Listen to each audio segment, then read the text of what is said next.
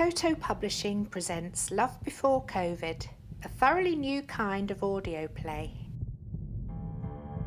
You're about to embark on a listening experience, which is a feature-length film for your ears.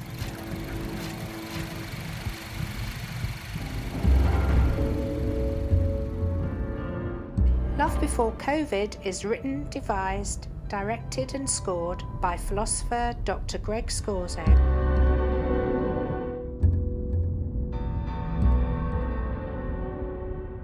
It stars Daniel Ashman and Sarah Diel and is narrated by Chris Conway.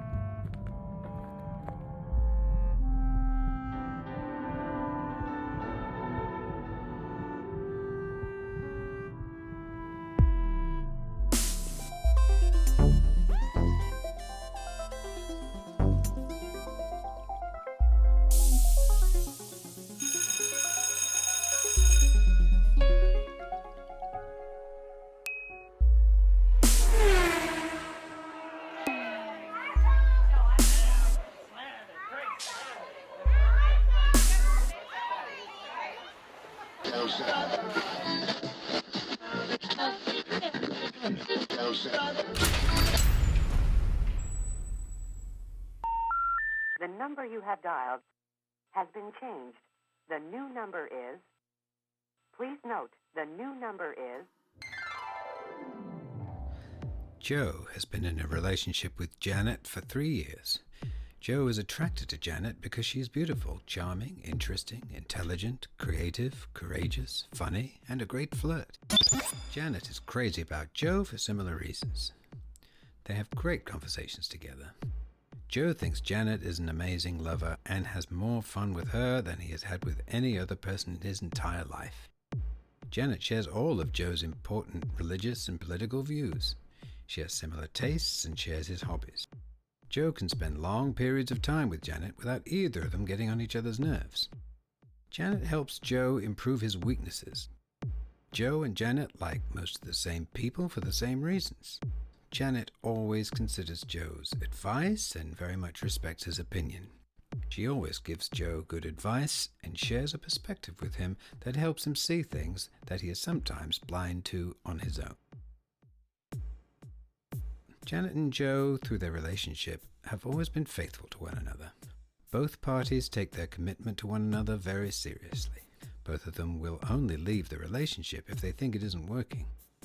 Janet and Joe only say things to each other that are true. They do this while combining honesty with tact so as not to hurt each other's feelings. Joe always helps Janet when she needs him and vice versa. Janet has recently started going to therapy to work on problems she has had with impulse control. Although her problems haven't put her or others in any serious danger, she still worries that they could get out of control in the future. After several months of therapy, Janet's therapist diagnoses her as a psychopath. After listening to him explain his reasons for the diagnosis, Janet agrees that she is indeed a psychopath. Janet is a thrill seeker with completely self-interested motivations. On the inside, she cares about the people she likes only because of what those people can give her, whether it's good company, loyalty, practical help, fun experiences, stimulating conversations, good sex, advice, or money. She doesn't care at all about people she dislikes who give her nothing. Janet can cry on cue to get what she wants. Nevertheless, she believes that she is a benevolent psychopath. She believes she is a benevolent psychopath because she never harms anyone. She also rarely, if ever, treats anyone unfairly. This is because she understands that harming those she dislikes and treating them unfairly would give her less of what she wants in life. It's not because she cares about the suffering or unfair treatment of people she dislikes. Janet cares about Joe more than anyone because Joe gives her what she wants from a boyfriend. Most of the time, Joe is good company, fun, sexy, a good conversationalist, and someone who is very supportive of her. Janet also cuts Joe a lot of slack. She allows him days when he is grumpy and isn't good company because she understands that realistically, you can't have a committed relationship unless you cut your partner some slack. However, if Joe were to permanently stop giving her the things that make Janet happy in the relationship, she would not hesitate to end it. Janet knows that behaving selfishly and using people makes people she cares about dislike her. She knows behaving this way would especially make Joe dislike her. Because of this, she mostly behaves in a way where she doesn't appear selfish or like she is using people. Sometimes she slips up. On a few occasions, she does show Joe some selfish behavior. However, the amount of selfish behavior she shows Joe is comparable to the amount of selfish behavior he shows her. He isn't a psychopath. Nonetheless, when Joe finds out about Janet's diagnosis, he decides to break up with her. Despite the fact that he loves her intensely, he can't bear the thought of being in a relationship with a psychopath.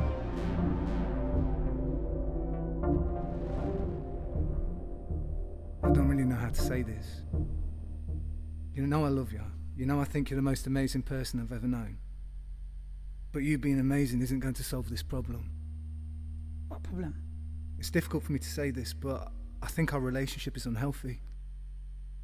What? It's not coming from the right place. It's twisted. Joe, we enjoy each other's company so much. Like, we don't even fight. We help each other grow. It's a great relationship. It's the relationship most people wish they had. People say that to us all the time. You're just listing things that benefit you. Of course they benefit me. Yeah, and if they all stopped, you'd fucking leave. That is not fair. If I had a brain injury and become a horrible person that made you miserable, you'd leave as well. But I'd be leaving because you became a different person. You'd leave for far less than that. What if I got prostate cancer and I couldn't get an erection anymore? Oh my God, you know I'd be devastated if you got cancer. You'd be devastated because of what it means to you. Then you'd be gone. I wouldn't be gone. I love so many other things about you. I love your companionship, sense of humour, sensitivity, your wisdom. We could work around the sex. That's not even a problem. There'll always be a way to get each other off. You don't need erections for everything. That's so freaking old-fashioned. But what if I suffered a depressive episode? What if I couldn't be terribly good company to you for a number of years? Then I'd help you through the best I could. What else could I do? You'd help me through it because you'd be waiting. You'd be waiting for me to come out of the depression and be charming again. If you thought I wouldn't, you'd throw me away like so many other things you easily throw away. If you were miserable for the rest of your life, what kind of relationship would we have? I'd be your freaking nurse. You'd hardly ever talk to me, and that wouldn't make either of us happy, would it? Janet, that's what a good relationship sometimes is. Oh my God, that's one person looking after someone else, someone they were in a relationship with. Janet, that's what you do for the person you love if they get ill. Love isn't about being entertained, it's about commitment. It's about learning to love the person you're with, no matter what they do or become. Nobody wants to love a person who can't communicate with them. Nobody wants to love a person who's become so damaged that they can't even be nice to anybody. That's where you're wrong, Janet. I'm not. You're so wrong, it's disturbing. Don't be silly. Literally, this is the stupidest thing that we've ever got upset about. If you had a depressive episode, yeah, and I couldn't know for certain that you'd ever come back to me, it's highly unlikely that I would leave you. I'd endure at least a few years of unpleasant behaviour, so you don't even have to have anything to worry about. And if you got depressed again, we just work through it like we always do. I love you, and I'll do whatever it takes to make you happy. But why is it in your self-interest to spend years of your life with someone so unpleasant? Why not just leave and find someone who isn't depressed? Because you're so cool and interesting and sexy and sweet and lovely and all the wonderful things that I love about you. You are literally amazing to me. You're everything I've ever wanted in another human being. I love being with you, whether you're depressed or not. Your company's like the best thing about my life. There's nothing in it that's better, you know that. But you're only in love with me because of my company. What about loving me for me? I do love you for you. You make me feel happy. Why is that so terrible? You should love me even if I don't make you happy, Janet. So you think that people should stay in relationships, even if those relationships make them miserable? And you think that people should suffer for love? If people are happy and no one's suffering, then something's wrong. Is that what you're trying to say to me? all good relationships have periods that are rough, periods where partners don't make each other feel good. That's life, Janet. You can't just leave a partner during a tough time because it's in your self-interest. Like that, it wouldn't be in my self-interest to leave. I'd lose out the chance to fix things. So I'd rather put up with a few shit years than blow everything up that we've created together. It's ridiculous. Do you think for 1 second that I would risk losing you that easily? You are my fucking soulmate. I can't be your soulmate, Janet. What? No one can be your soulmate because you don't understand love. You only value me because of what you get from me. You don't love me unconditionally. I don't even feel like you love me anymore. I feel like someone you've hired to be your boyfriend. I haven't hired you. I chose to be your girlfriend because I love you. How can you love as a psychopath? How can you really love me if all you love about me is what I give to you? I can't love you unless you give me things I love. And you do give me them things. That's why I love you, Joe. That's why I've always loved you. It's so fucking simple. That's the problem, Janet. What? I don't understand what the problem is. I really don't. That's another big problem. You're digging your own grave here, Janet. I don't know what you want me to say. It's not about what you say or how you behave. It's about your motivations. You're scared of us ending because you're scared of having to find companionship from someone else. You're scared of not having someone to talk to every night. You're scared of not having someone who makes you happy. That's not real love, Janet. That's shallow. This is ridiculous. What's ridiculous? You're breaking up with me because of what amounts to a philosophical difference in the way that each of us interpret love. It's not a fucking philosophical difference. I'm telling you how I feel. Okay, I'm sorry. I don't care if you're sorry. I don't do this. I can't do this. I do love you, but I can't be in a relationship with a fucking someone who's not right in the head. I wish my love for you could overcome this, but it can't. You can't do a healthy relationship. It's sad and horrible, but it's the truth, Janet. You don't love, you take. Well, I'm not going to sit here and agree with you. The fact that I'm not right in the fucking head has nothing to do with you not wanting to be with me. We get along great. This is just about a difference of how we interpret love. It's a difference that doesn't even matter, Joe. Think about it. Think about all the conversations and the cuddles and the joy and the fun that we've had and the help and the trust and the admiration and respect and support that happens every single day. Think about all that love in all those situations. Doesn't that mean anything to you? It's not proper love if one of us can't really love. That's not fair. How am I supposed to prove to you that I love you? Isn't the last 3 years proving off? The more I watch you fight me, the more I can see how this relationship really works. What are you on about? You're trying to fucking manipulate me. That's what people like you do. Why is it wrong for me to fight to keep you? You're the one thing in my day that makes everything else work. Being with you makes me feel like life means something. You're crazy if you think that I'm going to let you ruin it without a fight. It's hardly a fight that shows you actually care how I feel. Of course I care how you feel. If you were miserable, you wouldn't be with me. With you, it's all just a self-centered calculation. Where's the love in that?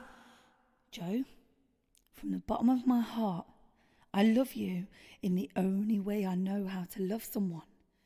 This is how I love. I know I'm not perfect, and the way I love isn't perfect.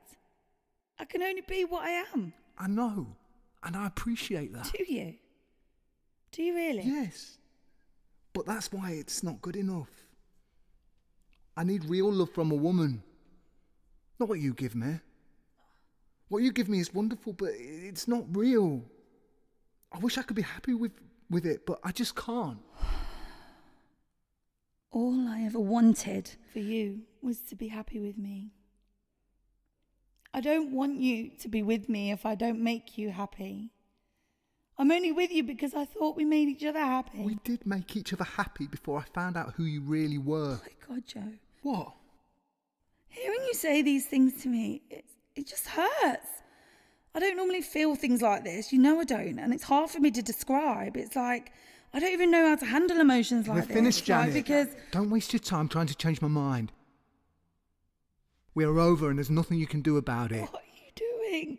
I thought I could trust you. I trusted you not to hurt me like this, Joe. You know that. You don't fucking know what hurt is.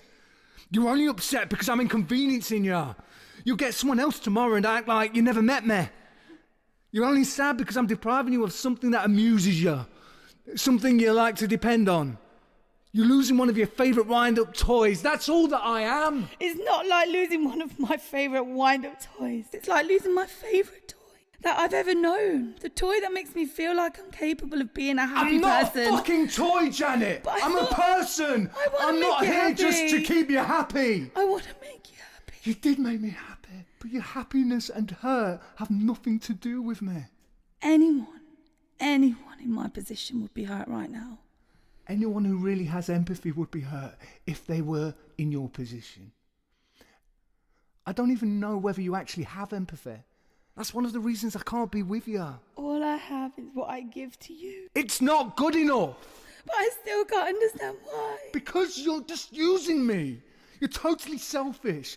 Everything is always about you. But I try so hard to never make you feel like that. I work so hard not to come across like I'm acting selfishly or being insensitive or using you or anyone else. I have to try way harder than you to adequately project that. It's incredibly exhausting. But I do it because I love you. That's the problem. It's a projection. It's not real. You're acting out all this behaviour just to keep me from leaving you. I understand the effort you put into it, but that doesn't change anything. You're not a giver. You're nice to our friends, but it's only because of what they give you. If they ever pissed you off, you'd hate them. That is not true. I love our friends for the same reasons you do. Do you mean to tell me that if they all turned into obnoxious dickheads, that you would still meet them for coffee? I'm not talking about them turning into dicks. I'm talking about them just doing something that really made you angry. If any of our friends really upset you, you'd hate them. You wouldn't want them in your life anymore. They wouldn't get a second chance. That's the kind of person you are. No, Joe. I'd be nice to them and have them in my life if I knew it meant a lot to you. I'm not a fucking twat. That doesn't matter. You still wouldn't care about them, and that's how we're different. If they made me angry, I wouldn't automatically reject them. I could be patient. And have I not been patient with you? That's different. You're patient with me because I'm your boyfriend. I've been very patient with you, Joe. I'm actually being patient with you right now. That's because when you're patient with me, you get serious fucking rewards. Your friends only get to stick around if they don't upset you. You don't have to be patient with them. All you care about is whether or not they're pleasant company.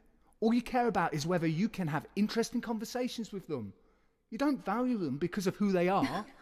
I value my friends because they're the people I like. And it's hard to like somebody if you don't even have anything in common, got totally different values. That is normal. No, it's not. You yourself have said you don't care about what happens to people you really hate. But I only hate most of the same people you fucking hate. But I could feel bad if someone I hated got cancer. You couldn't. Why the fuck does that matter? It matters because it means you can't empathise with people who wind you up. You can only feel affection for people when they give you the things on your terms. That's why you can't understand friendship any more than you can understand love. You're a psychopath. You can behave like a nice person, but it's all an act. On the inside, you're rotten. How can you say that to me? It's me. There you go, Janet. Me. Those tears of yours are a good example of what I'm talking about. You could just be acting now. How do I know? You don't even trust me. Nope. Even after everything that we've been through together, you still don't fucking trust me. Nothing I did was good enough. You don't have a mind that anyone can trust. So it's my mind you can't trust. You love my behaviour, but you hate the way my mind works. Is that it? I can only know your behaviour.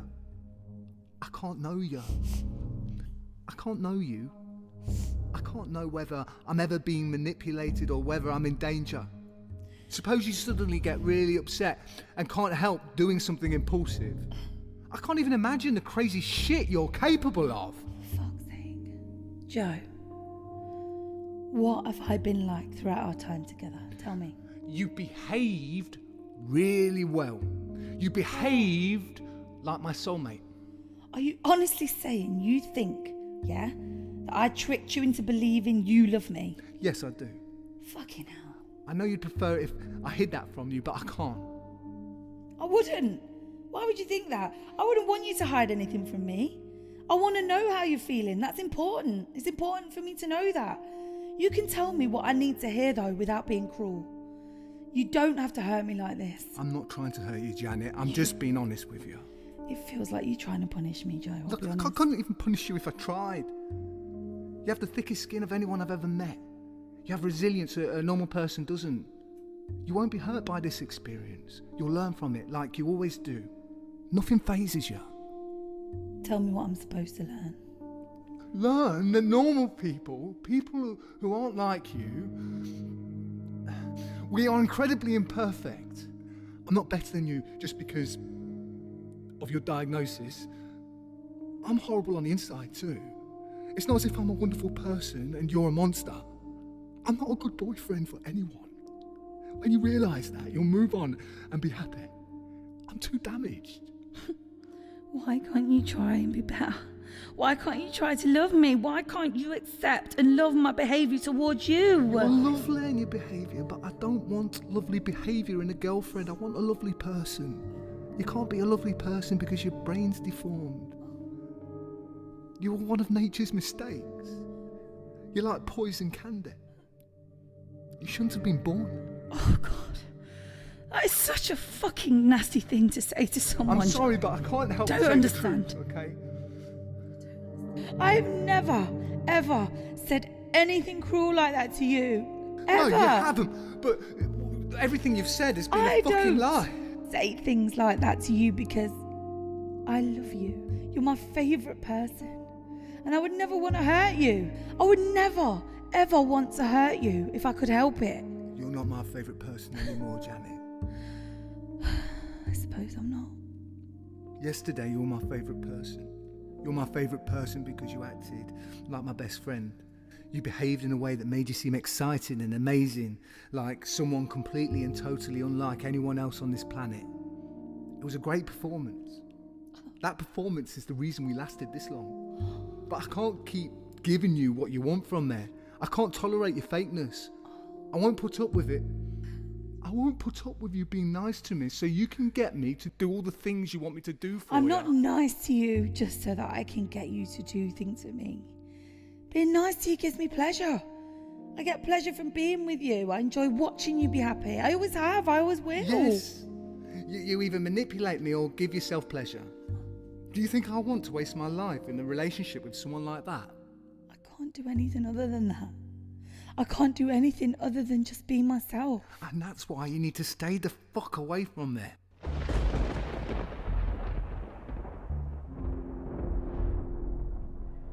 Joe breaks up with Janet.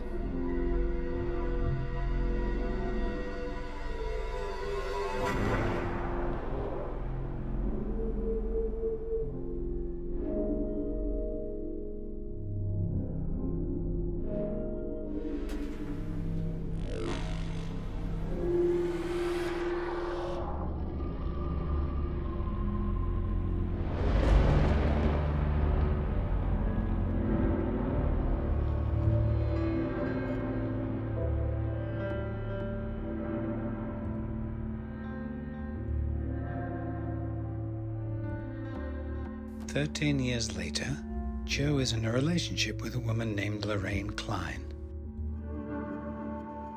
She not only isn't a psychopath, but she also happens to be an unusually beautiful woman with long legs. Nonetheless, Joe and Lorraine are still a couple, and like any couple, Joe and Lorraine have issues they have to work through together. Issues like this.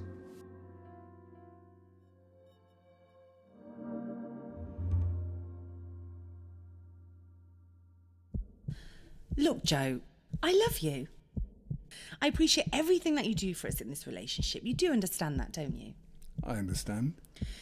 But something just feels a bit wrong to me. It's hard to explain. What feels wrong? Now I don't understand. Well, it feels like something's missing. What's missing? We're with each other all the time. We support each other. We have sex every night. We've created a beautiful home together. We accept each other's differences. We love each other unconditionally. Isn't that what a relationship is supposed to be? I don't know. I'm not complaining about you, per se. I'm not saying anything you've done is bad. I appreciate you and love you to bits. Then what's the problem? I worry that maybe you love me too much. What? I feel like Maybe you're not getting your needs met in this relationship. Of course I'm getting my needs met in this relationship, or else I wouldn't still be with you. It doesn't feel like that, Joe. You're always more excited to spend time with your friends. Well, Lorraine, I see you every day. I don't see them every day. Everyone in my life brings me different qualities that I value in different ways.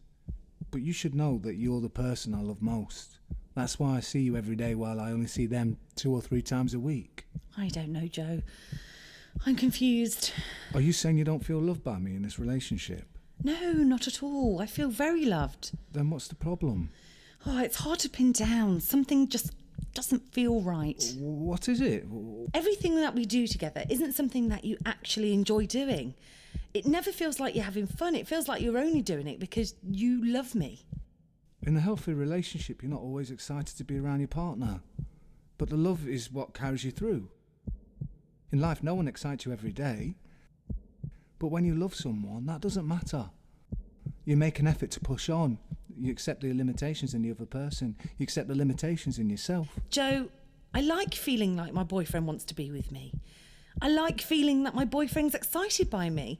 It's not fun feeling like somebody's just tolerating me because they love me. But I'm not just tolerating you because I love you. I enjoy you like mad. What do you enjoy, Joe? Everything about you.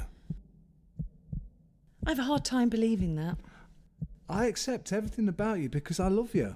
I enjoy being with you, with all of your flaws and all the ways that you're different than me. I wouldn't want you to change a single thing about you. But why do you love me that much? Because I chose to love you that much. But why did you choose to love me that much? It's hard to describe what makes you fall in love with someone. I was attracted to you. I felt good being around you. I loved how you stood up for yourself and didn't take any shit from anyone. I noticed how giving you are.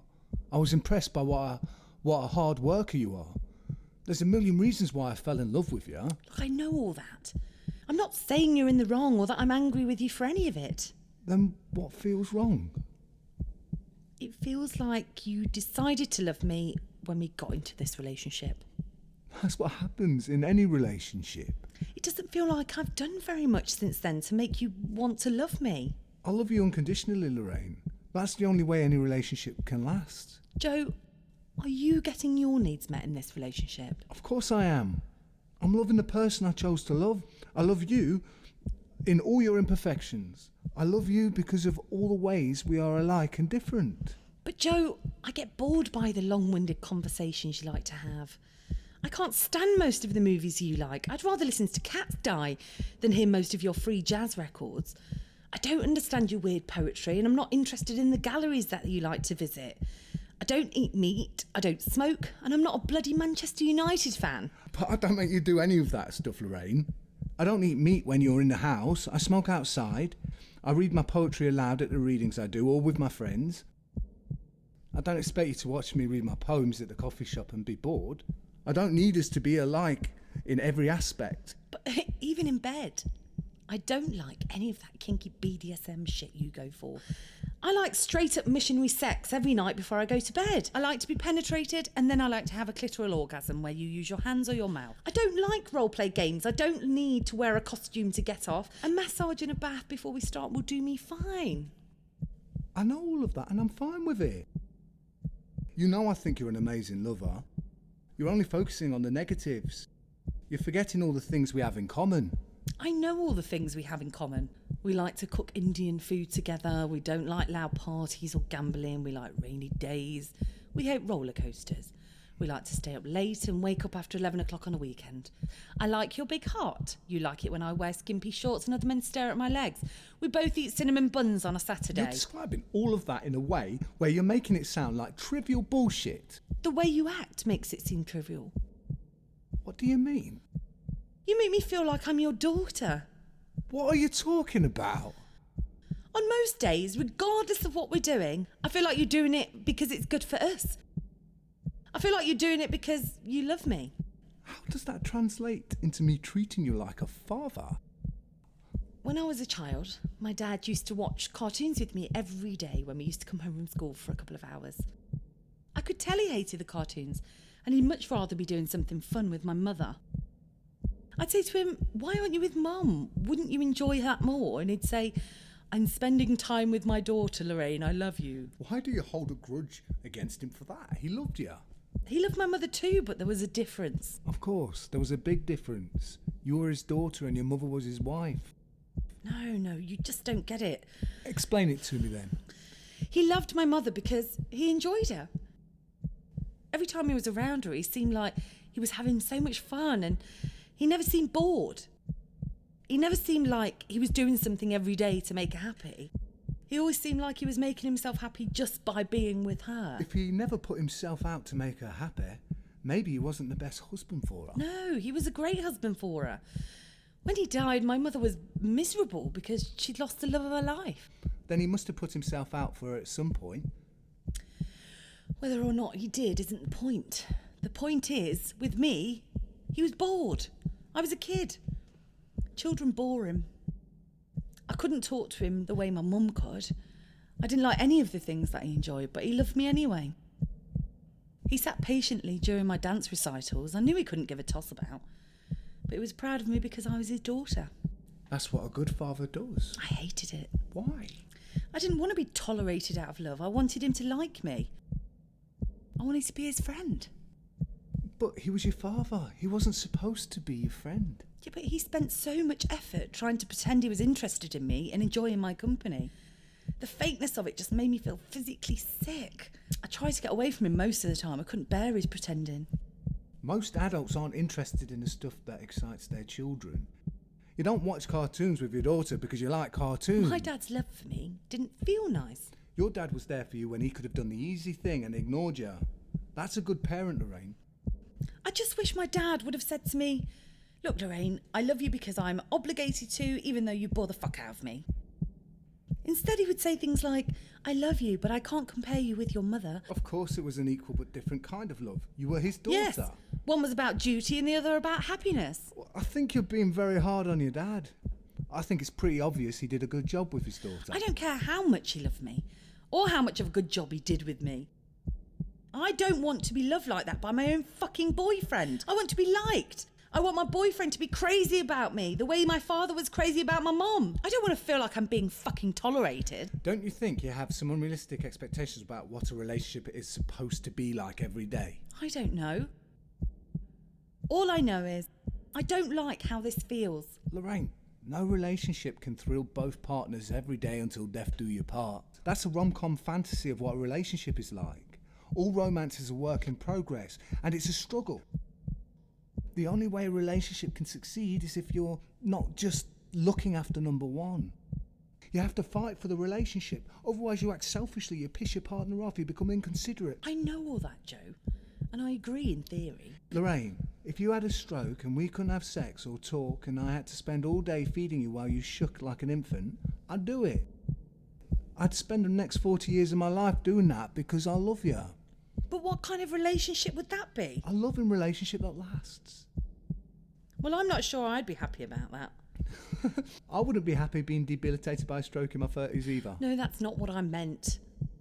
If you spend all day looking after a grown infant, that doesn't seem like a relationship that's fair on you. Why? Well, you'd be missing out on all the good bits of a relationship. I'd be getting all your devotion and care, and you'd get nothing from me. The whole relationship would be totally one-sided. But I'd be happy knowing I'm looking after the person I love. Are you sure that would make you really happy? Relationships aren't like bank loans. It's not a tit for tat. You can't expect to get things from your partner that are always in proportion to what you can give. Sometimes your partner can give way less than what you can give, and you still love them anyway. Those things can always switch. I know, you're right.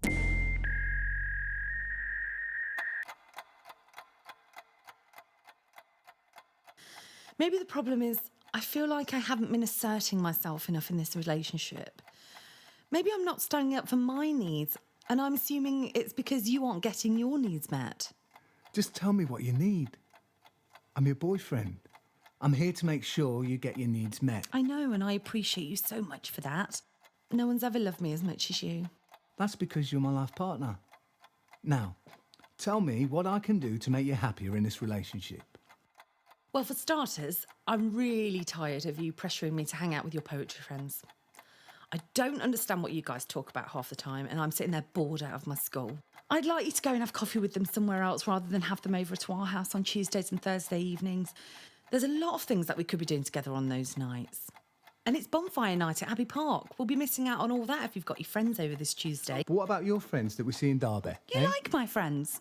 Well, I think they're okay. It doesn't irritate you to spend time with them. Jill and Claire irritate you that much? Joe, all they do is speculate about pointless shit, bitch, and read aloud pretentious rubbish they scribble on those little notepads. I like their poems. You are so much better than them, Joe. I don't understand what you write, but I can still tell it's more well-written and imaginative than their pretentious bullshit. Every time Jill reads one of her menstruation sonnets, I want to fucking burn it. I'll meet them at Starbucks. The other thing I need from you is tea. I get home at 8 o'clock and you're home by 7, so when I get home from work, I'm stressed and need to eat. OK, I'll make sure to have something on the hob by the time you come home. And the third thing that irritates me is on weekends. When we have the day to spend together, you're often in your room with your headphones on. That's really the only time I have to listen to music. I don't put that on in the living room because I know you hate it. Joe, the only time I get to spend the entire day with you is on the weekend. What's more important, a day with your girlfriend or Eric Dolphy? Of course you're more important to me. Look, I'm really sorry if I've made you feel like you aren't the most important thing in my life. That wasn't my intention on my part, OK?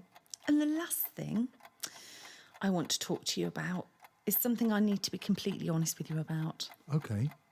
Now, I'm not saying this at all because I'm trying to hurt you. I You know. must know that. What is it? Joe, I wouldn't be with you if I didn't think you're a handsome guy. I know, and you know how beautiful I think you are. But at the moment, you're a handsome guy who is buried under way too much fat. I'll go online tonight and research a diet plan I can get on. Maybe I can do something... Take your shirt off. What? Take your shirt off. I want to show you something. What, right now? Just take your shirt off. Joe takes off his shirt. Lorraine then pulls down Joe's trousers and underpants. Lorraine is staring up at Joe's flaccid penis and protruding belly. Now, Sweet Pea, I know you haven't got the biggest cock in the world. That is not the problem, but look at this. Lorraine puts her hand against Joe's belly flab. This right here. This is nasty. I know, but I can't really do anything about that right this minute.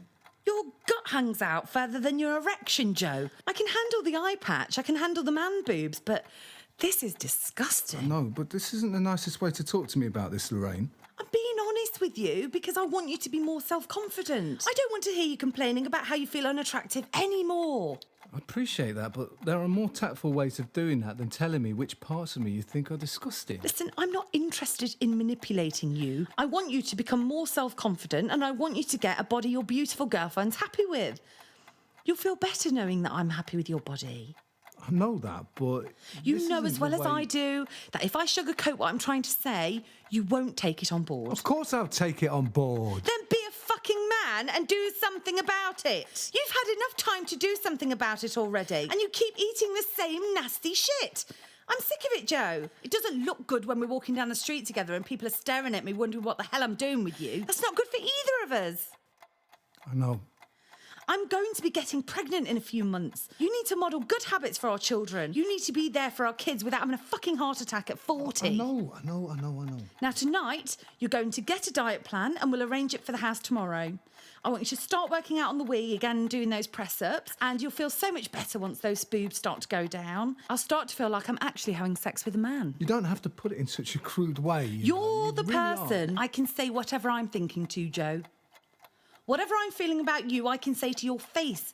I can't do that with anyone else. I know, but sometimes you can be rather blunt. My honesty with you is how I show my love. Don't talk about it like it's a bad thing. I'm sorry. Listen, I'm hungry. If you start cooking now, it's going to be too long before dinner's ready and I'll have a headache. So can you nip across the road and get me a small pizza with a green salad? You're just having a green salad. Oh, and don't buy any pop. OK. I should be back in about 15 minutes. Joe proceeds to walk out the door. Joe? Yes? Thank you for being so sweet to me today. I knew everything would be OK if we talked it out. I love you, Lorraine. I love you too, Joe. I've never had a boyfriend as given as you. That's the kind of boyfriend I try to be. Joe and Lorraine smile at each other as Joe leaves.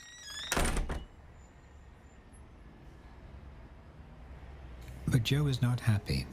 He is disturbed because he has just seen a side of Lorraine he has never seen before. Lorraine has been demanding and insensitive in the past. However, she has never been cruel to Joe about his body. This cruelty makes Joe feel very hurt.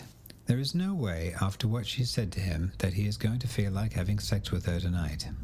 Walking home with dinner, he can't bear to look at any windows or mirrors.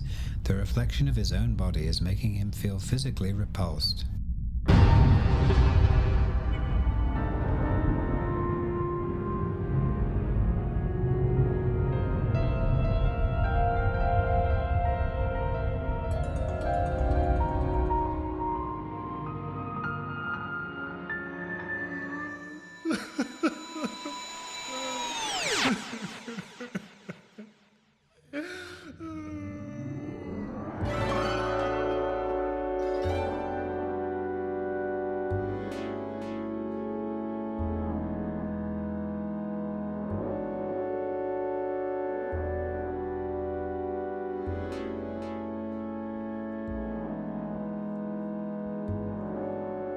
Love is patient.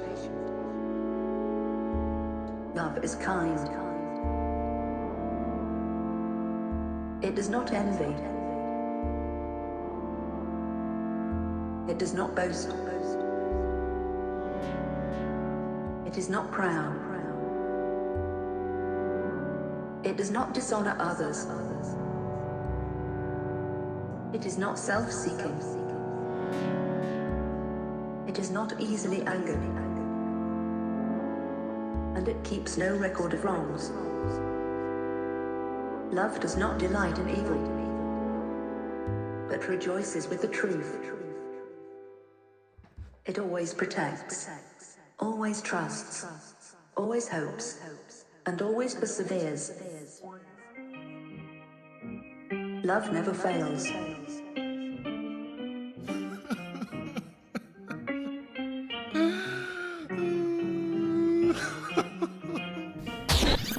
When Joe brings the dinner home, he and Lorraine sit together eating.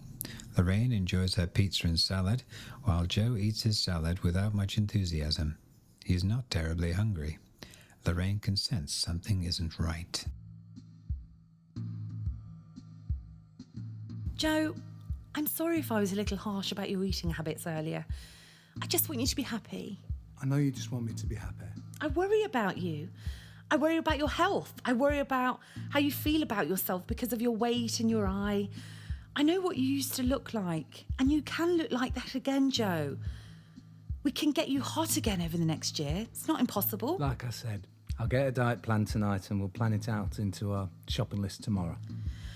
I just want you to feel self-confident and happy. I want you to feel like you belong in this relationship. I thought I already did belong in this relationship. You know what I mean. You mean only hot people belong in this relationship? Joe, how many times have you talked to me about how much you don't like how you look anymore? I thought how I looked didn't matter to you. It obviously matters to me. I'm your girlfriend. It's my job to have sex with you. You're not going to be happy having sex with me if I'm not happy with how you look. And I want you to have a good time in bed with me. I don't want you to feel like you're ugly. I thought you'd be able to love me enough to enjoy sex with me regardless of what I look like. Would you enjoy sex with me if I gained 6 stones? Of course I would. Joe, you're lying. How can you say that? You wouldn't be so excited about how beautiful I am if you didn't also like my weight. My weight's part of why you find me attractive. I'm slim and toned. Your beauty isn't just about how you look. Oh, please, come on, Joe. There's more to you than just how you look. I know that. But how I look is a big fucking part of why I'm beautiful, and it's part of why we're together. You love how I look. I know. I love how you look. But I'm going to be with you when you're old and wrinkly, and I'll still be having sex with you. You'll have to work a lot harder to have sex with me then. It would be nice if we could have a few decades before we're old and wrinkly, when neither of us have to work that hard to find the other one attractive. If you love someone, you want to have sex with them regardless of what they look like. Do you want to have sex with Jill and Claire? Of course not. Exactly. Well, that's different. We're mates. Yeah, but I'm not threatened by those friends of yours because I know that even if I wasn't in your life, they would still just be your friends. Why do you say that? Because Jill's a right minger and Claire's twice as big as you. Being a big woman doesn't mean you can't be attractive. Joe, Claire looks like a big white rubbish bin. And when she wears her black sandals, her feet look like fucking loaves of bread. I look at her face because I can't even bear to look at her feet. And looking at her face isn't that pleasant. I don't understand why you hate Claire so much. I don't hate her. I just think she needs to sort herself out. You know, she asked me yesterday to tell you how much she appreciated you fixing her shower last week. You saved her £800. Well, I'm glad, but she still needs to fix herself. She looks fucking awful. Lorraine, if she feels happy with how she looks, it's none of your business. You have no right to judge her. I'm not judging her. I know she can get her kit off. I know she's had boyfriends before. I'm not saying she should be banned from sex. Then what are you saying? I just think she's a bit of a sado. The next time she's fucking some unlucky sod, she'll have to stay at the bottom so she doesn't crush the poor bloke. That doesn't mean he won't enjoy it. There's still the missionary position. Yeah. And it'll be like trying to find the wet hole in a giant blob. It'll be a miracle if he doesn't have to think about someone else in order to get a fucking hard on. I don't envy that poor bastard. Lorraine, that's really mean. Claire doesn't respect herself. If she doesn't respect herself, then why should I? Why should anyone respect her? Because she's a great person. I know you don't see that, but I do. And whoever winds up being her next boyfriend will see that. Why should a man respect a girlfriend who treats her body that way? Why should he have to put up with that? Why should he have to lie and pretend she's beautiful? That's like slavery. If a guy can see the things in Claire that I can, Claire will be beautiful to him. So, if you were single, you'd consider sticking your dick in her, would you? No, but that doesn't have anything to do with Claire. That has to do with me. I'm not attracted to women her size. But there are plenty of other guys who are. You mean there's plenty of guys who think they couldn't do better? Guys most women wouldn't touch with a 10-foot pole? Guys who are scraping the bottom? I know it's a small pool of blokes, but there's something for everyone, Lorraine. Claire's too lovely a person to have to be alone. I know it won't be easy for her to find a boyfriend, but I'm positive someone out there, somewhere, will see how kind and interesting and funny Claire is. If he gives her a chance and really gets to know her, he'll start to see those things. He'll start to want her. Some guy somewhere will want her. He might in the beginning because he enjoys spending time with her and the romance is new, but that'll soon wear off. She'll either lose him or she'll have to stop eating herself to death. Or maybe he'll love her because he can see how beautiful she is on the inside. She's not beautiful on the inside. She's fucking selfish. She's not selfish at all, Lorraine. She's one of the most giving people I know. She wrecks her body with food and then expects men to fancy her. That's like expecting people to fancy you even though you don't brush your teeth and you stink. If you love someone, you take a shower and brush your fucking teeth before you expect them to get naked and come with you. It's called consideration. Weight loss is way harder than taking a shower or brushing your teeth. Anything that's worth having, you have to work hard for. Not making an effort to look nice means you're not working to make yourself attractive. Not making an effort and expecting to get fucked anyway is cunty. Especially if the person you expect to fuck actually makes an effort to be sexy. So, is this a roundabout way of saying you think I'm cunty? It's not a roundabout way of saying it. You need to fucking lose weight. Thank you, Captain Obvious. Oh, you need a Captain Obvious in your life. You're useless without a captain. All your friends bullshit you. So do you, apparently. All this time I was under the impression my girlfriend actually thought I was handsome. Listen, there is a handsome guy in there.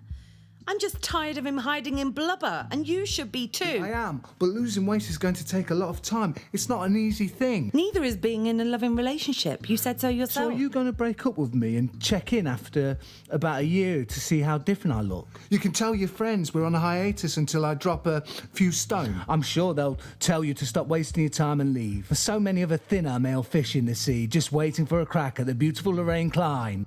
I'm sure that's what Sasha will tell you before he tries to have a crack at you himself. Well, if he says that, he can fuck off. You're mine. We're having a family together. That's why I want you to know my feelings about your body. That's why I want us to do something about those feelings.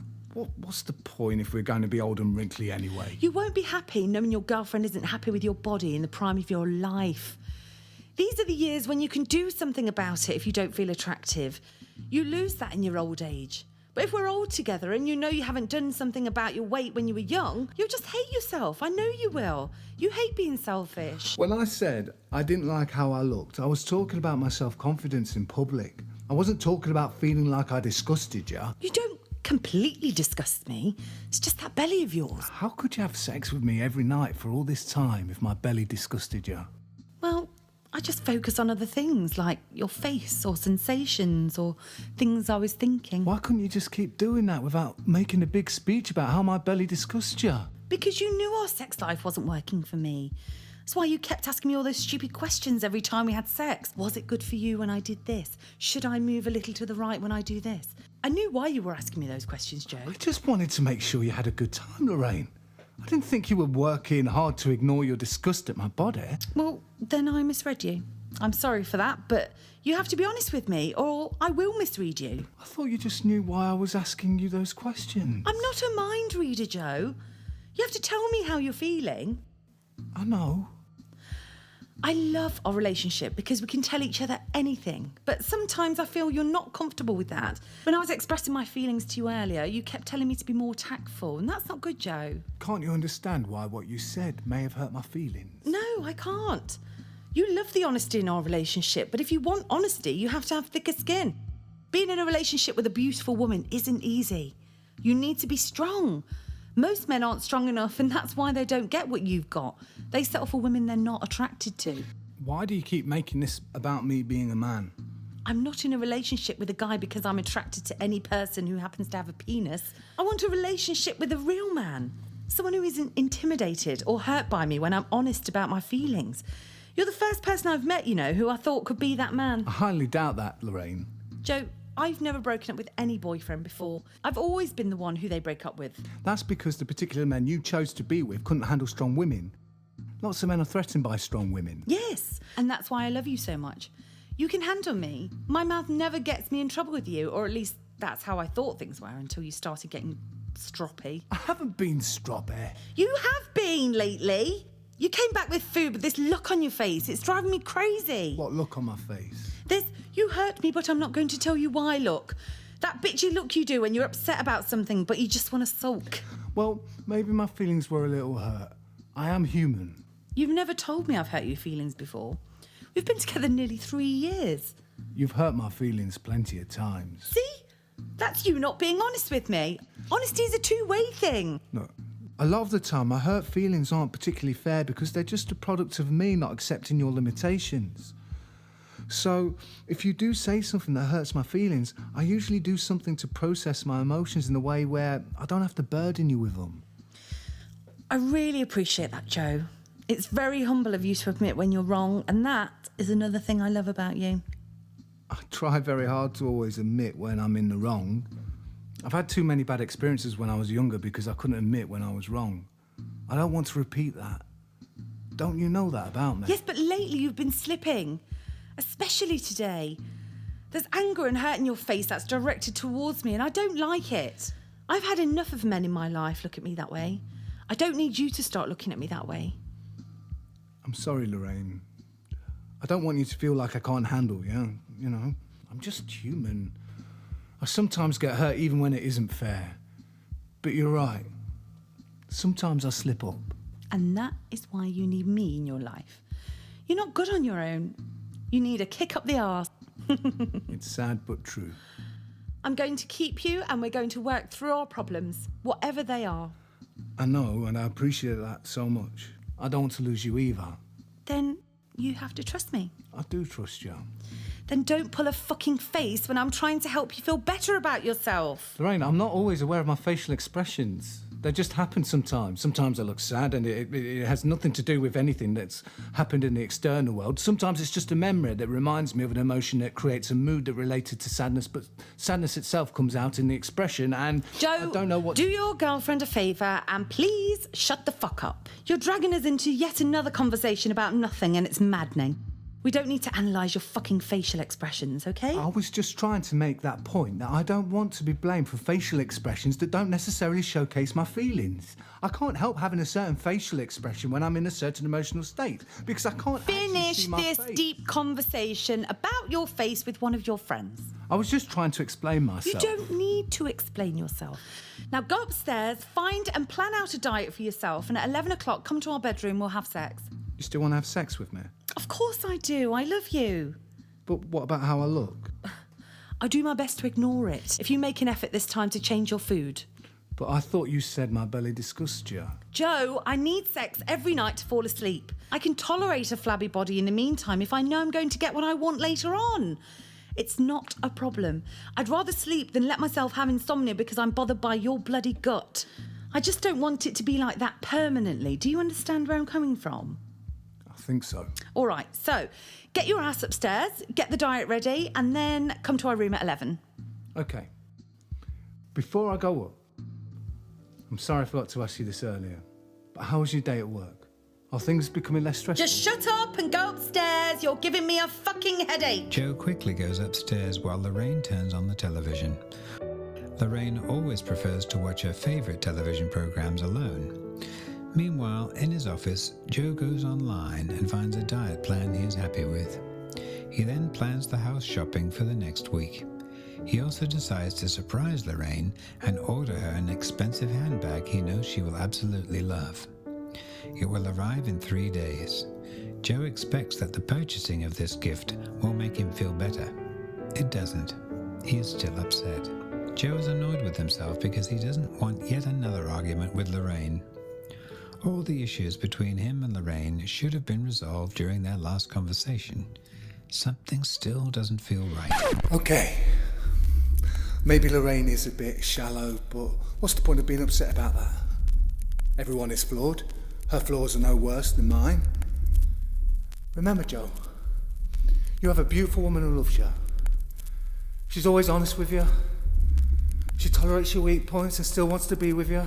She never makes you feel like you're being manipulated. You've created a beautiful home together, okay? She's going to help you lose weight and become more self-confident. And she's nice enough to have sex with you anyway until you have a body that two of you are both happy with. Not only that, but she wants to have sex with you every night. You're going to have beautiful children together. Think of how many men would be jealous of you. Think of how many men would love to fuck that pussy.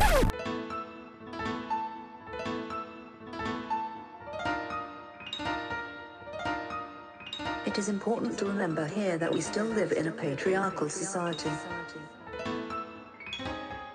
The formal equalities granted to women do not negate the fact that we live in a society in which women are still taught to be subordinate to men.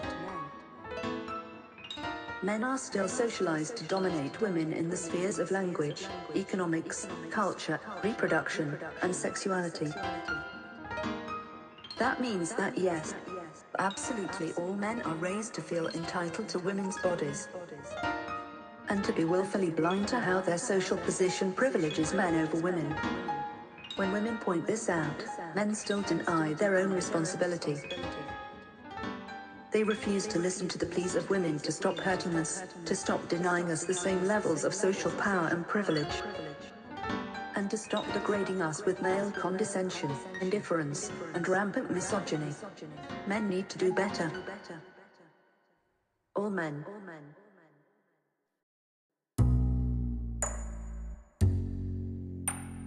At 11 p.m., Joe hears Lorraine yelling from her room. Joe, what are you doing? I'm just organising a shopping list. It's 11 o'clock. I know. Just give me a few minutes to finish this. Joe, I need to be asleep soon. Maybe you should try and get to sleep without me tonight. You don't want to become dependent on sex in order to fall asleep. There might be some nights when I'm not here. Another 10 minutes go by. Good night, Joe. I guess you'd rather finish that shopping list than spend the night fucking your girlfriend's pussy. Oh God, she's trying to turn me on. I guess I better go in there. I don't want her angry with me tomorrow because she can't sleep.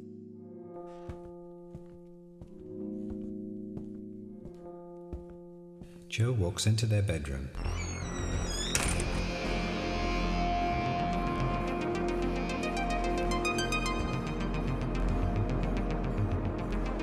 Lorraine has nothing on but a blue robe and high heels. She has her legs spread open in a V shape.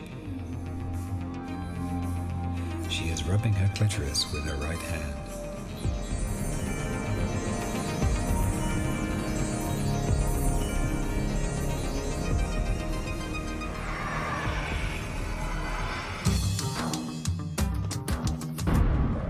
Get over here, naughty boy.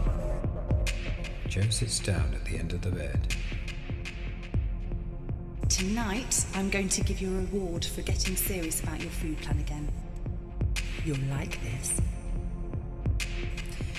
You won't be needing any more junk food. This is your candy store for now. Joe pulls his hand away.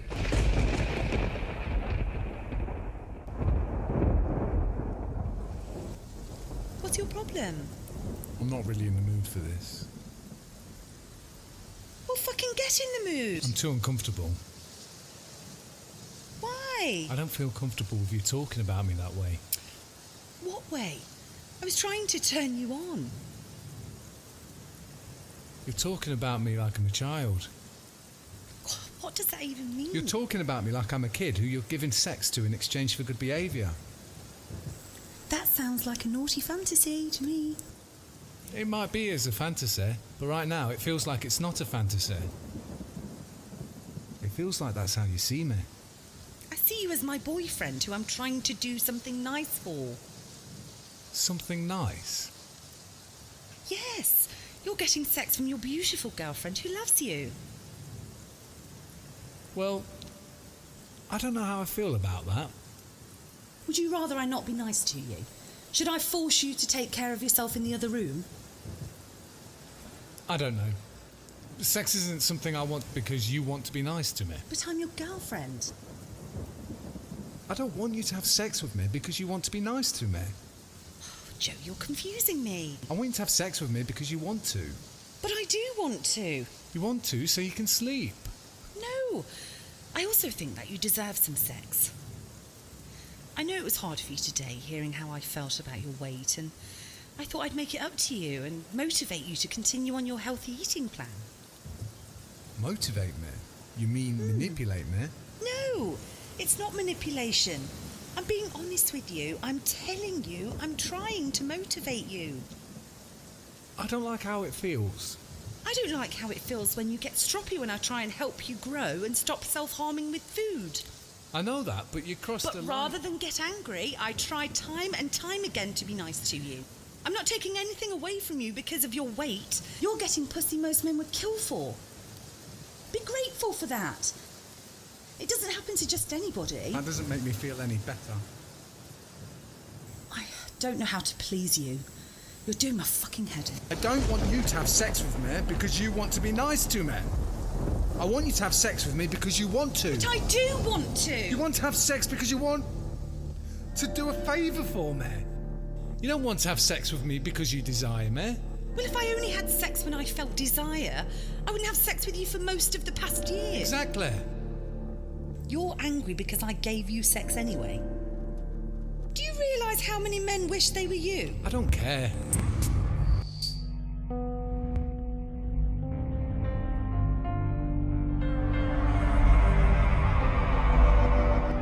I want to feel like my girlfriend actually desires me.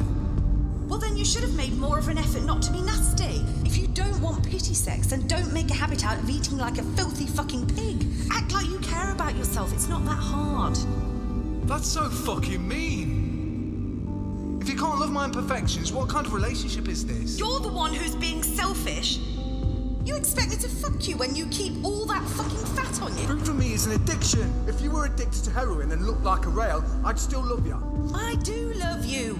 But at least once a week, you do a big speech about how you feel so bloody unattractive and want to lose weight. I try to make you feel good about yourself. I try and encourage you. But when I tell you to get on a diet plan, you ignore me. Then you shove that shit down your face the next night while I have to sit there and watch you. I want to fucking puke looking at you most nights we have dinner. Do you think I like eating when I'm next to you? Lorraine, it's really hard for me. But I let you continue to eat like that and I still fuck you. How the hell am I the selfish one? I'm the one who lets all that fucking fat roll against me every single night. I'm the one who lets you body slam your big nasty hangdog of a gut into me over and over and over again. Do I complain? No. I even suck your fucking tits because I know it makes you come hard. You think all of that makes me feel sexy? You think that I like looking into your fucking eye patch? That's totally selfish. You don't like sex with me. You're only fucking me so you can fall asleep at night. Being able to fall asleep is the reason I tolerate it. But why tolerate it? Because I'm a good girlfriend to you. Jesus, do you realise how ridiculous you sound right now? I know I sound ridiculous, but it's because I'm trying to reason with somebody I can't please. I can't win with you. I don't understand. You go on and on and on about how love is selfless and about tolerating the imperfections of others. When I show you my weakness, you act disappointed with me. When I do things for you, you get angry at me because I'm not doing them for me. You go on and on about how you want honesty without manipulation, but every time I'm honest with you, you look at me like you want to cry. Everything I do is wrong when I do exactly what you say you want. I never asked you to be so fucking shallow about bodies. Look, that is one of my weaknesses. I know. I'm shallow.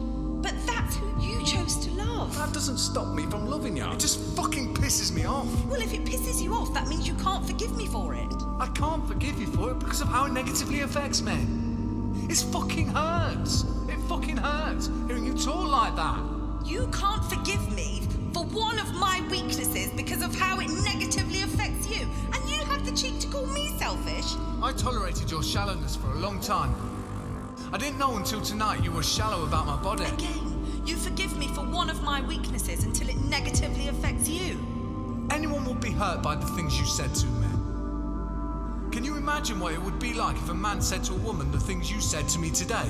But I'm not a man, and you aren't anybody. I'm with you because I thought you could handle me. I thought you would be different to all the other men that I've been with. I thought, you would man up rather than sulk like a little girl every time I say something that you don't want to hear. I thought I would be fine with you hurling insults at me. I thought you weren't weak. I thought you weren't somebody I should feel sorry for. I'm not asking you to feel sorry for me. You know I can't fucking stand people who don't help themselves. I thought you were better than that. I thought you could handle a beautiful woman. Well, I'm sorry, but I don't think it's terribly weird not to want to hear your lover call your stomach nasty and disgusting. Normal people don't like how they look. So they lie to each other. You're not with a normal person, Joe. You're with me. So, because you're beautiful, you think that gives you the right to body shame, eh? You think being beautiful gives you the right to say cruel shit to anyone you think doesn't look as good as you? I can say whatever the fuck I want. This is my house, and if you don't like it, go and sleep outside on the bloody pavement. It doesn't matter that this is your house. I live in it with you and I pay half the rent. You don't contribute anything to this house except for the rent. This house runs because of me. I do almost everything while you sit on your fat ass and gorge yourself with bloody food. You have a say in how this house runs, Lorraine. You can ask me to do more if you're not happy with what each of us are responsible for. Yes, and you can take some initiative so I don't fucking have to ask you. I swear you're like an overgrown retard. I feel like I'm living with a bloody 5-year-old. That doesn't give you the right to treat me like shit and insult my body. I'm not insulting you. I'm just telling you the truth. You can tell me the truth without hurting me. Why should I? You don't fucking change without incentive. Nobody does. I don't care. I'm fed up with you trying to change me. I'm fed up with your incentives. I'm fed up with your honesty. You use your honesty as an excuse to hurt me when I'm already hurting. You never make me feel better when I'm in pain. When I'm suffering, you try and make it worse. Well then, helping you with my honesty is another one of my weaknesses. And surprise, surprise, it's a weakness you won't tolerate. Oh, you don't tolerate the fact that I'm a human being. Whenever I show you my vulnerability, you belittle me and say the meanest shit. And it's not just me. You don't have a kind fucking word to say about anybody. I don't know anyone as intolerant as you. My God, you are such a selfish fucking prick. You actually think that you're the tolerant one in this relationship. You think you're the tolerant one, even though I'm the one looking into an eye patch, getting fucked by a human jelly baby. Half the time you smell like shit. Stop fucking saying those things to me. I've had enough. Yes, and you can say whatever pops into your head. I can see how this works. I don't say whatever is in my fucking head. If I did, you'd be devastated. Then you've been dishonest with me too. I'm finding out more and more things about our relationship every minute. If I was honest, you'd fucking leave me. Try me then. Do your worst. Fuck off. No, go ahead. See how I respond to that honesty. You fucking owe me that, given how much I've risked in being honest with you. I don't owe you anything. Oh, that's right. Relationships aren't bungalows. It's not not a tit for tat. Make fun of me all you want. I'm still the only person in this relationship trying not to hurt the other. That's fucking bullshit. I do whatever you say you want, and then you're disappointed at everything I do. I feel like you're getting off on fucking with my head. It's easier for you to do that than actually tell the truth. You want to know the truth? I don't think you have it in you to tell me the truth. You're a fucking coward. You don't want the truth in this relationship. You just want what you like to hear. You'll get the truth from me, you heartless fucking cunt! Oh, bring it on, Joe. See if you can make me leave you. I'm so scared. You'll never leave me because you're too scared to be with someone you can't control. He'd kick your ass to the curb. You're with me because you're too scared to lose out on a hot woman. You know I'm the only attractive lady that will ever fuck you. This is the best deal you're gonna get, fat boy. I'm with a woman who finds my body disgusting. I'm with a woman who's shallow and insensitive. I'm with an intelligent woman who wastes most of her day thinking about trivial bullshit. I'm with a woman who's small-minded and petty. I'm with a woman who cares more about fixing our door frames than how much her words hurt people. Oh, Joe. You're gonna have to try a lot harder than that if you want to get rid of me. I'm with a woman who's malicious, who's cruel, who focuses on the physical attributes of people they can do nothing about. If you're talking about my aversion to obesity, that's bullshit. Fat people like you can do something about being fat. They can't if you tell them they're nasty and disgusting. They need to fucking hear it. They do not need to hear that, Lorraine. Of course they do. Fat people are fucking selfish assholes. They make themselves ugly and then force the world to lie to them. Everybody knows they're hideous. Everybody knows they look like fucking monsters, but no one's allowed to say anything. You think they like being hideous? You think they're not hurting inside? They're not hurting enough. They're not hurting enough to stop eating bins of shit while the rest of the world has children who are fucking starving. Fat people are a drain to the National Health Service. They're a drain on all the natural resources of the planet. And they get away with it because they make people feel sorry for them. No one's brave enough to tell them they're greedy fucking bastards. But they're not greedy. They can't control how they eat. Being fat isn't like being a normal person. Being fat isn't a choice. That's fucking stupid. People lose weight all the time. It's lazy people who stay fat. It's the pathetic fat blokes like you who get hurt when you finally notice most women think you're disgusting. You don't have to remind me most women think I'm disgusting. Oh, yes, I fucking do. You think you have the right to fuck women? You think women don't have a right to say no to you? I don't earn sex by being thin, Lorraine. Sex isn't like that. Yes, it fucking is. You don't fancy bloated fucking cows. You like women who look nice. I know that, but being thin is so fucking hard. I can't express to you how hard it is. You know I would be thin if it was easy, but it's harder than anything. You'll never understand what it's like for me. I'm not just a big bloke who drinks too many beers at the Firebug. I'm in pain. I wish I could explain how I feel. Fine. Stay ugly and be selfish. You are so fucking uncompassionate. When I'm out in public and see other women I fancy, it makes me want to kill myself. When you told me how my stomach made you feel tonight, it made me want to crawl into a hole and fucking die.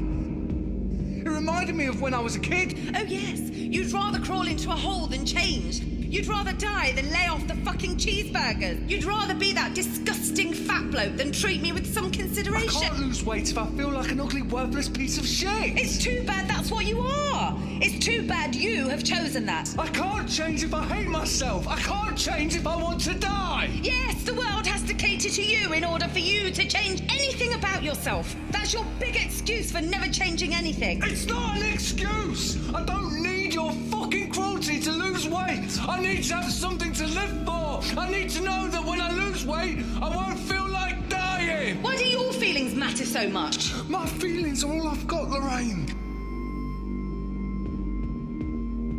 You let your feelings ruin your life. You let them run you into the fucking ground. You have no right to say that to me. Every day I ignore my feelings to make you happy. I shove them down for you. I pretend I'm not hurting. Bullshit. You use your feelings as an excuse to take advantage of me. You cry and then you eat. And then you turn yourself into a fat, ugly pig with tits. Why do you have to be so horrible? Because you expect me to touch you. You expect a beautiful woman to touch you. You're the one who wants to have sex every night. I swallow your rancid fucking sperm. I I let you stick your bloated fingers in me when you can't get hard on. I even suck you off when you haven't even had a shower. But you don't have to. That's not what I want. I want us to have good sex. Well, we're not having sex again until you lose 4 stone. I won't be degrading myself anymore. What? You haven't earned a space in this bed, Joe. Until you lose 50 pounds, you're sleeping downstairs. I'll be fucking my vibrator, not your tiny mushroom cock. And don't even think you can see me naked until you've lost at least 20 pounds. I'm not putting nasty things inside me anymore. If you get horny, you can fuck your fat friends. See how nice that makes you feel. Do you even love me? The shit you say is so hurtful. The shit you say is so hurtful. I can't even believe that you... I wouldn't be saying these things to you if I didn't love you. Then why am I not allowed to be hurt by them? Because I'm helping you. Fucking listen for once. Stop obsessing over your fucking feelings and listen. You're making me hurt you. I can't help being hurt. I can't feel okay when you reject me like that. I'm a human being. You're a fucking child that needs a wash. Lorraine, I'm not perfect.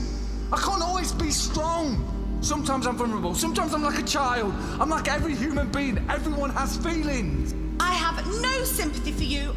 None whatsoever.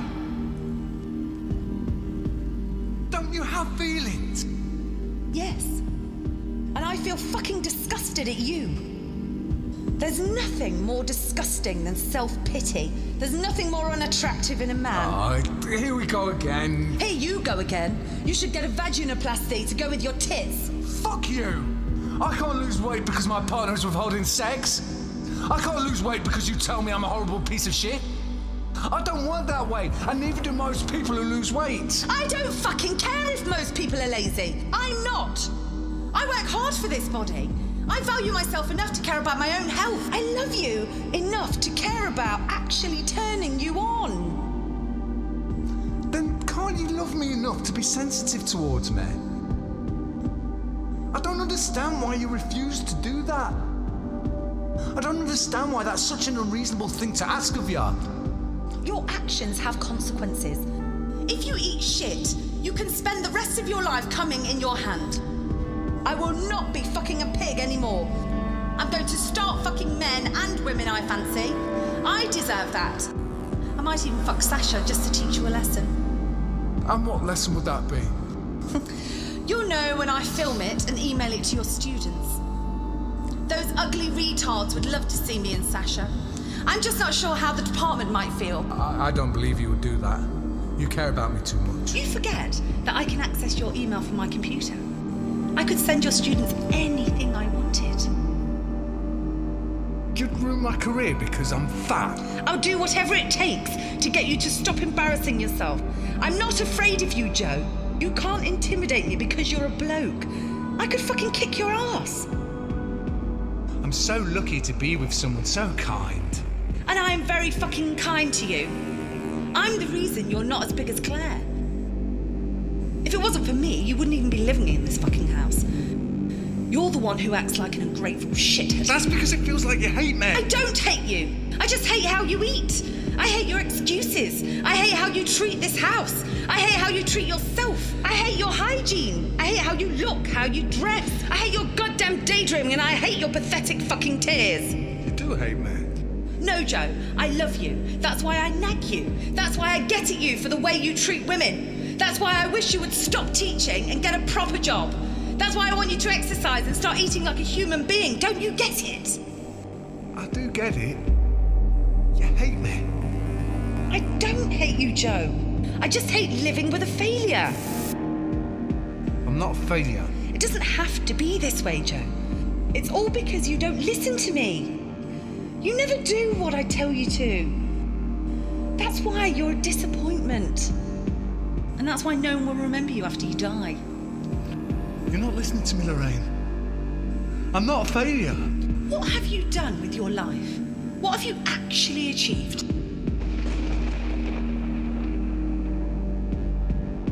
You haven't done shit except let yourself down. You surrounded yourself with a bunch of ex-cons, cripples and fat bitches who tell you how great you are. But you're nothing, Joe. You're nobody. You can't get a job as a writer. You can't fucking look after yourself. You can't even manage a house without your fucking girlfriend doing everything for you. You can't stand up for yourself. You can't protect me. You don't make decent money. You're socially awkward and clumsy as fuck. You look and smell like a hairy fucking egg. And fill your life with sick weirdos who treat you like a guru. Then you wonder why I don't take you to London with me anymore. I'm fucking embarrassed of you.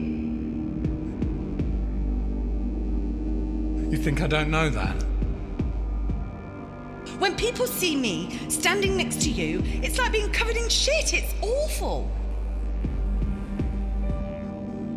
I'm still the guy who loves you.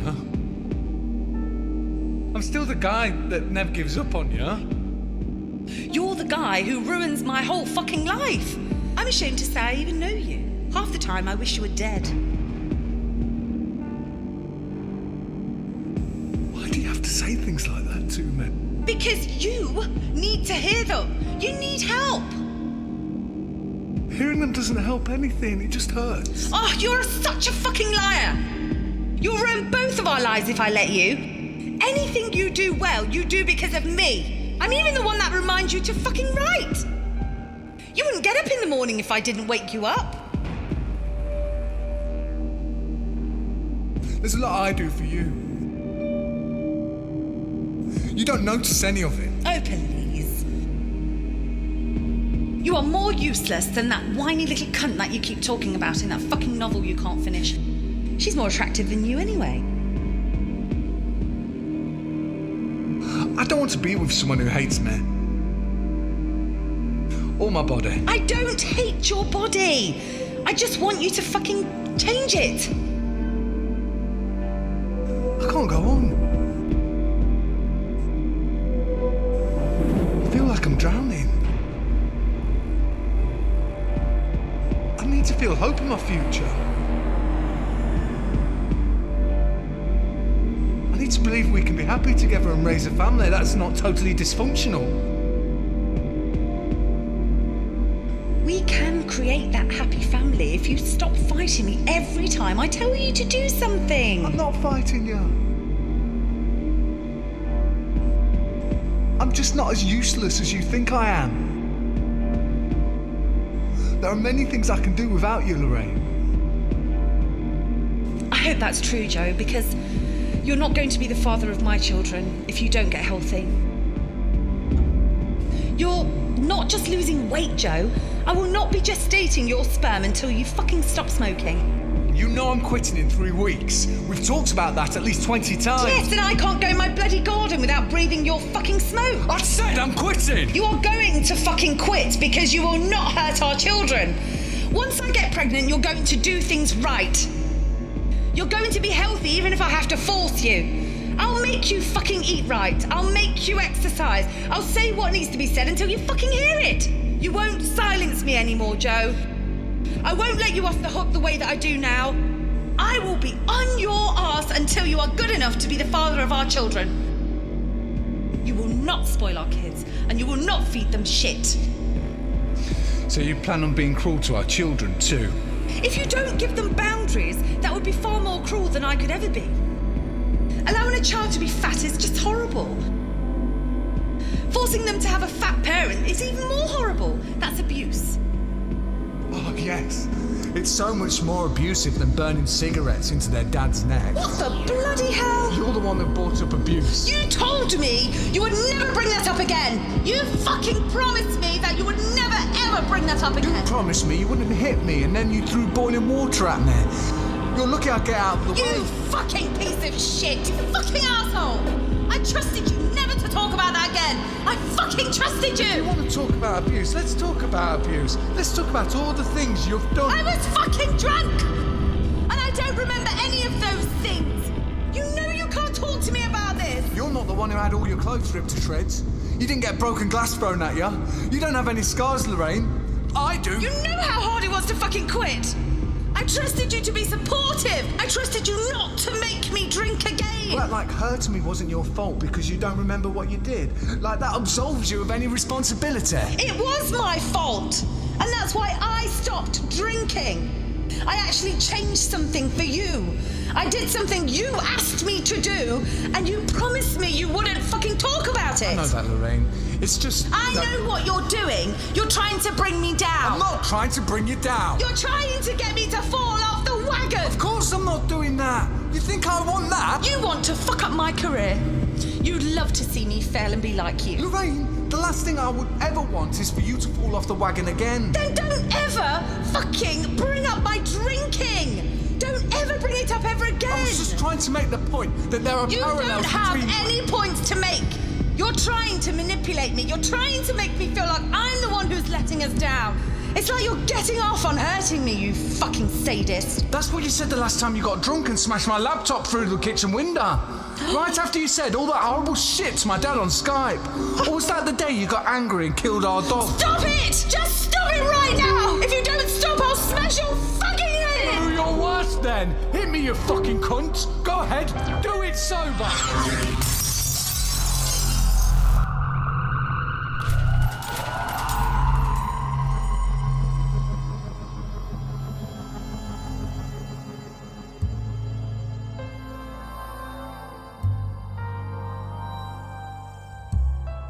Do you think you've really changed since you quit drinking?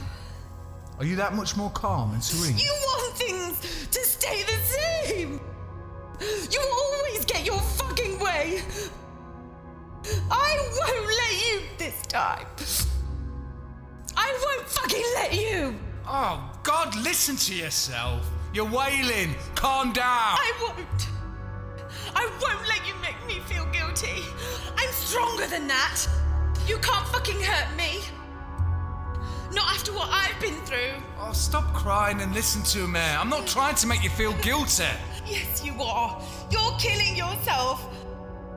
I will fucking leave you! Before I ever tell you that's okay! You want to be fat and embarrass me! Oh, how many times do I need to say how much I hate my weight? How many times do I need to mention the fucking food plan? I'm trying to change my eating. I'm taking responsibility.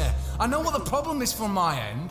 I know where I'm going wrong and I'm trying to do something about it. You, on the other hand, are not doing anything about the cruel shit that comes out of your mouth. You're just crying. I don't know how else to help you, Joe. Well, I'm sorry, but you can't help me by being a mean and punishing bitch. You have a sensitivity problem and I'm tired of it. I don't want a relationship with this much cruelty in it, Lorraine. This is too painful for me. So now you don't want my honesty. You know that's how I show you my love.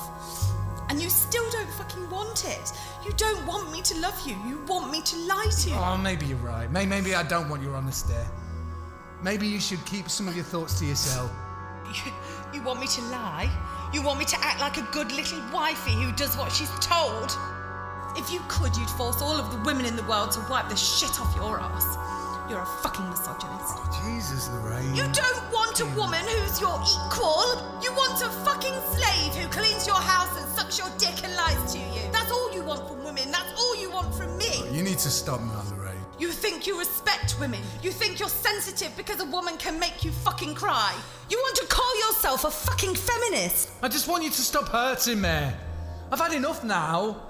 This has gone on far enough. You think you don't hurt me? You think I'm not hurting right now? You think I feel good inside? You don't have to stay in this relationship, Lorraine. No one's forcing you to stay with me. You think I like saying these things to you?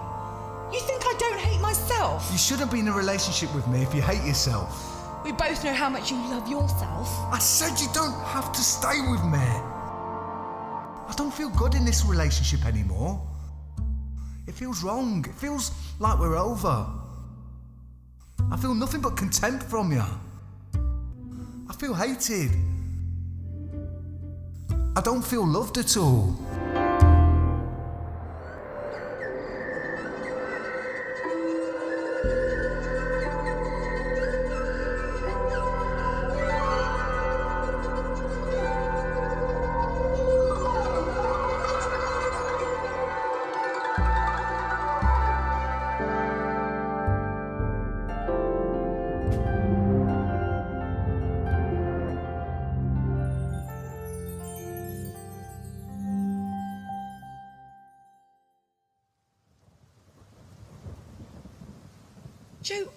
do love you.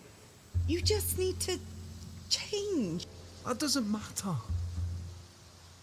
The things you feel about me, you shouldn't be feeling about your boyfriend. You can't fucking tell me who I should and shouldn't be with. I am telling you. You've lost me, Lorraine. You killed us. You killed what we had. Don't overreact to things, Joe. You know I didn't mean what I said about not fucking you. I'm just angry. You can fuck my ass tomorrow. I'll get some lube. We can sort this out. But you're not doing this to me anymore. I'm stopping this. Oh, you don't need to stop anything, Joe. I'm just being bitchy and you're being oversensitive, and that's all that's happening here. I'm not trying to hurt you. I'm trying to help you. I'm your girlfriend. That doesn't matter. If I stay with you, I won't be able to trust myself. I don't know what I'll do the next time you act like this. It's getting dangerous, like I can't control my thoughts. This has to stop. This relationship is over, Lorraine. How are you going to survive without me? I'll be fine, Lorraine. I can move into my old flat again. I make enough money to live and be happy. I don't need the dosh you need to feel okay. But what about me? You should be with someone you respect more. It's okay to leave me so that you can find that person. Or at least get some therapy. I won't resent you.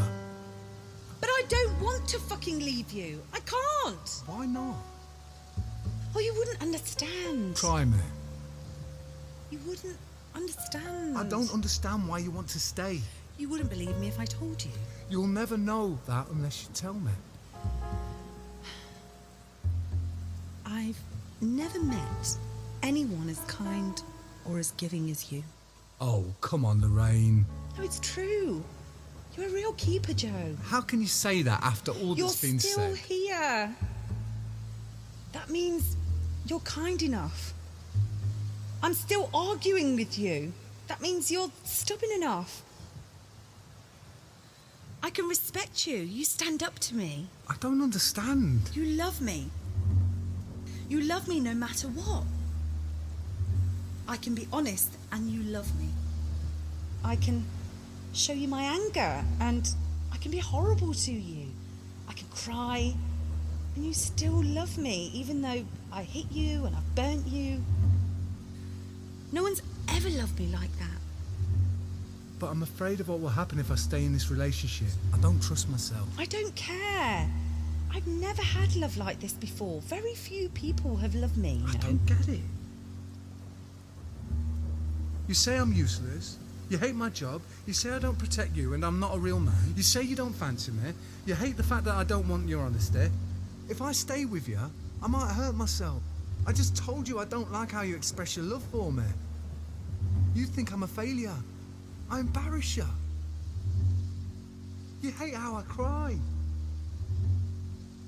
You think I'm going to be a horrible parent and being around me is like being covered in shit. All true. Why do you want that in a boyfriend?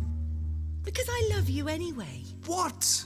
You might not deserve it, but I love you. I thought you said unconditional love felt painful for you. It is painful, but I can't help it. I love you. I love you even though you drive me fucking mad. I love you even though I wish I could change a million things about you. I love you even though I think you're the most annoying person I have ever met. I can't stop loving you. I love you even though I hate your friends, and I hate your body, and I hate your fucking poetry. I love you even though I think you're a pretentious wanker most of the time. I can't even stand the sound of your voice. You love me despite all of that? I love a poor, pathetic moron with an eye patch who won't help himself. I love a failure. I love an ugly, fat idiot who will never amount to anything. And I can't stop loving him. Or his small cock. That's one of the sweetest things you've ever said to me. I'm happy I found something honest to say to you that didn't hurt you for once. hate hurting you. Then why do you do it? It's the only way to help you. You're lazy. And I can help you get things done. I don't need you to hurt me so I can make a decision about losing weight, Lorraine. You keep ignoring me when I say that. You keep ignoring me, and I'm scaring myself. There's nothing to be scared of. You just need to stop being a hypocrite. You want honesty. You don't want manipulation. You want to forgive me for all my imperfections. You say you don't want a single thing about me to change. Why do you get so upset when I ask you to do those things? Giving unconditional love is hard. It's fucking hard for me too, you know. But I don't have a choice when it comes to you. I can't help but love you. I can't handle all this cruelty, Lorraine. I'm afraid of what will happen if this continues. I'm afraid I'll hang myself. Oh, you're such a silly head. I'm serious. Everything will be fine, Joe. You just need to be honest with yourself. About what? Just admit that you're a man with eyes and a cock. You're with me because I'm a woman that stimulates your eyes and cock. There are other reasons you're with me too, obviously, but that's the main reason. No, Lorraine. You don't earn my love with how you look. But I do. I work bloody hard to look this way, Joe. I want to look nice for you. That's so important. It's more important that I love who you are. But that is who I am. I'm someone who works hard to make you feel good. I do that because I love you. You don't have to be beautiful to make me feel good. Joe, Claire is your best friend. Answer me this. If I looked like her, would I be sitting here with you right now? I don't know. I don't know. You do know, you plonker. It's horrible, though. I don't want to think about that. Bodies matter, Joe. We're animals. We like things that feel good. I'm not attracted to Claire because she's like my sister. She'd be like that to me even if she was thin. That's bullshit and you know it. Claire's a selfish fucking cow. That's why you're not fucking that fat piece of shit. Nobody wants to fuck her. It's like eating rotten meat. Why do you keep talking about people like they're pieces of meat? People need to be pieces of meat when they have sex. They need to be meat that looks and tastes fucking good. I don't know, Lorraine. What about women and objectification? Joe, the way I look is the reason you started loving me. It's the reason you love all the other things about me. It's caused your love for me. Being beautiful to you makes me feel good about myself. I can't handle it if you make me feel ugly. That's what pisses me off. I don't want to make you feel ugly. But that doesn't mean I want you to think I'm going to stop loving you when you get older, Lorraine. I'll love you no matter what you look like. Don't you know that? Of course I do. But you have to stop being afraid of the reason you're in this relationship. You're not in this relationship because you wanted to love a friend. You've got plenty of friends. You wanted to love someone you could be happy fucking. You don't need me to have long conversations with you. You need me to live with you, be there for you and fuck you. That's what you need from me now.